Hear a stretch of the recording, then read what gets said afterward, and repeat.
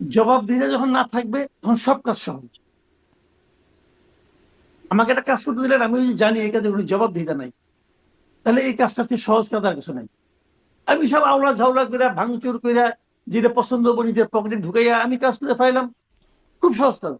কিন্তু যখন আমি জানবো এর একটা জবাবদিহিতা আছে, কাজটা আমি পারলাম কি পারলাম না সেটা আমাকে জবাব দিতে হবে, তখন ওই কাজটা কঠিন। এখন ওনাদের তো কোনো জবাবদিহিতা নাই। ওনারা একটা হিসাব দিয়েছেন, হিসাব কার কাছে দিয়েছেন? হিসাবটা দিতে হয় কেন? আপনি আমাকে সহজ কথা বলেন, হিসাবটা আমরা চেয়েছি কেন? হিসাবটা ওনারা দিতে চেয়েছিলেন কেন? প্রথমত জনগণ চেয়েছিল, জনগণ সবসময় চায় যে আপনি যে ক্ষমতায় গেলেন, ক্ষমতায় যাওয়ার পর আপনি যে আলাদিনের জাদুর চেরাগটা পেলেন, সেই চেরাগের মধ্যে আপনি কতবার ঘষা মারছেন, কতবার ঘষা কি পরিমাণ অর্জন করছেন, এটা মানুষ জানতে চায়। এখন জানতে চায় আমি বুঝবো কেমন কিনা, এই জন্য মানুষ বলতে চায় যে আপনি প্রথমে যেই বলেন আমার কি কি সম্পদ আছে, তারপরে যখন আপনি বিদায় নিবেন তখন আমি আরেকবার জানবো যে আপনি কি কি সম্পদ আছে।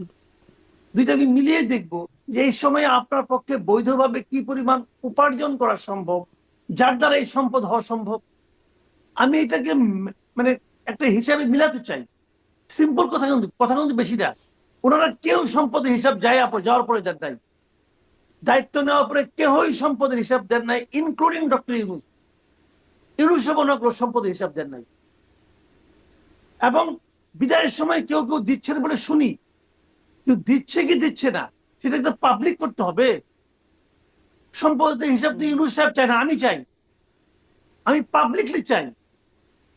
এমনকি আমি বলি ওই যে তার দুটা পিস্তল ছিল না, যে আগ্নেয়াস্ত্র নিয়ে এসে এয়ারপোর্টে ধরা পড়ছিল, ওইটাও কিন্তু তার সম্পদ। আমার জানতে হবে ওই সম্পদের ভবিষ্যৎ কি, ওই সম্পদ এখন উনি কিভাবে ধারণ করবেন। কারণ 30 বছরের কম হলে, 30 থেকে 35 বছরের কম হলে পরে সে অস্ত্র কিনতেই পারে না। সমস্ত নিয়ম কানুন অগ্রাহ্য করা যায় যখন সে মন্ত্রীর সমপর্যায়ে থাকে। সে তো মন্ত্রীর সমপর্যায়ে ছিল, তো সম্পত্তিটা সংগ্রহ করছিলেন। এখন তো ওনার মন্ত্রিত্ব নাই। পিস্তল দুটার কি হলো রে ভাই, আমি খুব জানতে চাই। ওই আগ্নেয়াস্ত্র দুটার কি হলো আমার জানার খুব ইচ্ছা। তো ওইগুলি উনি কি করবেন এখন? প্রতিদিন কাউকে দিতেও পারবেন না, তাহলে গভর্নমেন্টকে জমা দিচ্ছেন। জমা যদি দেন তারপরেও কষ্ট থাকবে। ওই পিস্তল দুটা উনি কিনছিলেন কোন টাকা দিয়া? ওনার পার্সোনাল টাকা দিয়া নাকি গভর্নমেন্ট টাকা দিয়া? গভর্নমেন্ট টাকা উনি কিনতে পারেন না। ওনার পার্সোনাল টাকা দিয়ে কিনা থাকলে ওনার কিভাবে টাকাটা পাইলেন? বলবেন দাম তো বেশি না, 5 লাখ টাকা হবে। ওনার 5 লাখ টাকা কেমন করে জমলো? ওনার ইনকাম কত? একটা উপদেষ্টার বেতন কত? বেতন ভাতা মিলে কত পায়? 2 লাখ টাকাও পায় না। তাহলে ওনার এই ঠাট বাট নীলা মার্কেটে হাঁস খাওয়া, ওয়েস্ট ইন্ডিজে খাওয়া দাওয়া, এইগুলি করতে গেলে 2 লাখ টাকা টাকা নাকি রে ভাই? কই গেল ওইগুলি? বুঝান, আমার হিসাব দেন। তো কিন্তু ওই ওই যে প্রশ্নগুলি নীলা আমি মার্কেটের জানতে চাই। হাঁসের মধ্য দিয়ে জনাব মাসুদ কামাল যেটি চলে গেল, চাঁদাবাজির সাথে তার যে সম্পৃক্ততার অভিযোগ উঠেছিল সেটির তো কোনো কিছু হলো না। নীলা শুনেন, মার্কেট আর হাঁস আর ওয়েস্টের নিয়ে কথা আমি বললাম। আপনাকে একটা কথা বলি। ডক্টর ইউনূস সরকারের নানা রকম আইকন আছে কিন্তু ওনার। কেউ হলো উন্নয়নের আইকন, কেউ হলো সাফল্যের আইকন, কেউ হলো আপনার আধুনিকতার আইকন আছে, একজন আছে আকাশ থেকে ঝাঁপ দেওয়ার আইকন আছে, কোনো সমস্যা নাই। আর উনি হচ্ছেন গিয়া দুর্নীতির আইকন। এই ইউনূস সরকারে উনি দুর্নীতির আইকন, এটা ভাই মানতে হবে। এখন উনি কিভাবে এটা দিবেন হিসাবটা, ওনাকে হিসাব দিতে হবে। আমি বলি যদি উনি এই দেশে থাকতে চান, এই হিসাব টুডে টুমোরো দিতে হবে। যদি বিএনপি ক্ষমতায় আসে, এই সালাম ভাইরাই বলবে তখন। আমি কিছু বলতে চুপচাপ আছে। সালাম বিএনপি সমস্যা, বিএনপি চান কি? বিএনপি হিসাবটা হলো গিয়া ভাই আমি এখন কিছু কমবো না, চল ইলেকশনটা হোক, তারপরে কার কি বলতে হবে বলবো। আমি কিচ্ছু করবো না, আমি চুপচাপ বসে আছি।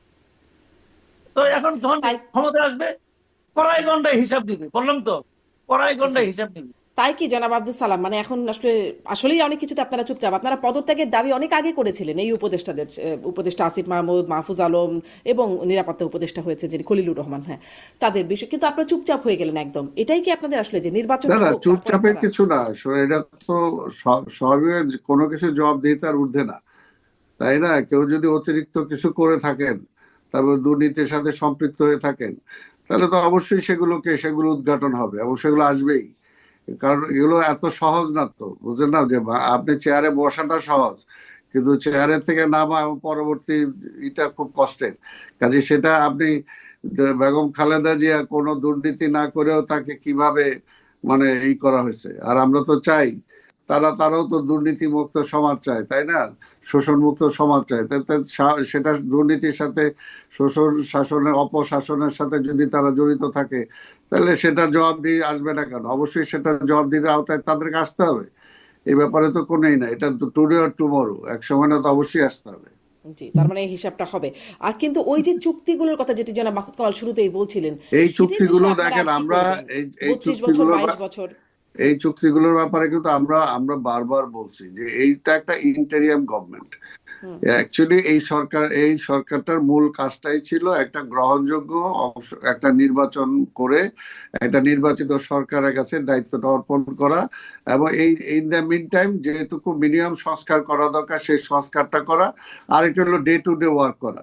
তাদের তো এই ধরনের কোনো সিদ্ধান্তে যাওয়া উচিতই হয় নাই, এবং যেটা আমরা এর আগে বহুবার বলছি যে এই সমস্ত সিদ্ধান্তে তো তাদের এগুলোতে তাদের জড়িত হওয়াই ঠিক হয় নাই।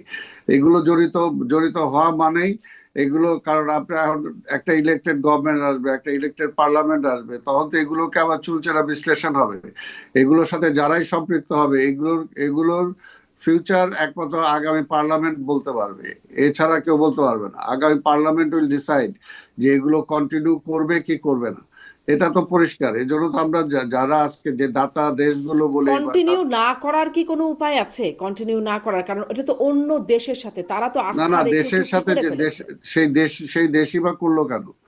কথা তো তাকেও তো বুঝতে হবে যে এই সরকারটা একটা ইন্টেরিয়াম গভর্নমেন্ট, এটা তো একটা রেগুলার কোনো গভর্নমেন্ট না, তাই না? যে আপনি আমাকে প্যাচের মধ্যে ফেলাই দিয়ে আপনি আমাকে করে নিলেন, তারপর সেটাকে বাস্তবায়ন করতে হবে সেটাই মনে করে। কিন্তু মনে করলে এখানে এটা মনে করলে আমরা কতটুকু মনে করতেছি সেটাও তো আমার কাছে ভায়াবল হইতে হবে। এই চুক্তিটা আপনি করলেন, এটা দেশের জন্য ভায়াবল কিনা, এটা দেশের জন্য মঙ্গলজনক কিনা, দেশের জন্য ক্ষতিকারক কিনা। যখন একটা নির্বাচিত প্রতিনিধি যারা আসবে তাদের তো এটা অবশ্যই খুঁটিয়ে দেখতে হবে। দেখার পরে যদি মনে হয় যে এটা দেশের জন্য ভায়াবল, তখনই সেটাকে আমরা এফেক্টিভ হিসেবে ধরবো। আর নাহলে তো তখন সেটা নিয়ে প্রশ্ন আসবেই, যাদের সাথে হয়েছে তাদেরকে তো এই প্রশ্নটা করাই যাবে। জি, প্রশ্ন আসবে, কিন্তু প্রশ্ন করে আপনারা চুক্তিটা বাতিল করতে পারবেন কিনা সেটাই একটা প্রশ্ন। আর সেটা আপনি সেটা বলছিলেন যে হয়তো লেন্দি প্রশ্ন, আপনারা অনেকবার বলেছেন। সেটা আব্দুল দেশের সালাম, ক্ষতি। আপনি বলছিলেন না যে আপনারা আসলেই বলেছেন, আমরা শুনেছি তারেক রহমান বলেছেন বা বিএনপি নেতারাও বলেছেন, কিন্তু এমন ভাবে তো বলেন নাই যাতে কার্যকর হয়, মানে না প্রতিবাদ বা এখন এমন, যখন আপনি সরকারে থাকেন, ধর সরকারে মানেই তো একটা ক্ষমতা, যেটা আমরা দেখেন শেখ হাসিনারে বহুবার বলছি যে আপনি এই পথে হাইটেন না, আপনি নির্বাচনের মাধ্যমে সরকার পরিবর্তনের পথটা খোলা রাখেন। তিনি তো শুনেন নাই।